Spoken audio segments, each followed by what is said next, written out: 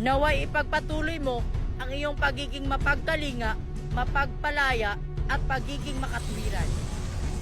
Hindi ko sisirain ang alaala ng aking ama. Kaya manalig kayo sa akin. Uunahin ko ang kapakanan ng Encantadia bago ang aking sarili. Joshua, aking pangalan.